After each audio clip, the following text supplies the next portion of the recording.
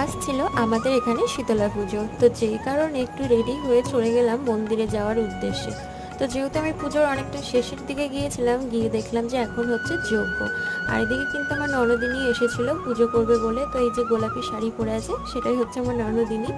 তো এখন দেখো যজ্ঞ হচ্ছে, তো সবাই এখন বসে আছে, অঞ্জলি দেওয়া কিন্তু কমপ্লিট হয়ে গিয়েছে। এরপরে দেখো এখানে একটা নিয়ম আছে, যে মাথায় করে কুলো নিয়ে 7 পাক ঘুরতে হবে, তারপরে কিন্তু পুকুরে গিয়ে কুলোটাকে ঠান্ডা করে আসতে হবে। আর এরকম নিয়ম কাদের কাদের পাড়ায় আছে অবশ্যই কমেন্ট করে জানিও তো। এই নিয়মটা কিন্তু আমি বিয়ের পর এখানে এসেই দেখি, এই নিয়মটা কিন্তু আমাদের আবার বাবার বাড়ির ওই দিকটাতে নেই। তো দেখো চলে এসেছি সবাই মিলে পুকুরে, আর এদিকে কিন্তু কুলোটাকে ঠান্ডা করা হলো। এখন চলো সবাই মিলে আবার মন্দিরে যাই। তো এরপরে দেখো আমি চলে এসেছি মন্দিরে, আর তোমাদেরকে একটু সামনে থেকে মাকে দর্শন করিয়ে দিলাম। যেহেতু পুজো শেষ হয়ে গেছে, এখন সবাইকে প্রসাদ দেওয়ার পালা।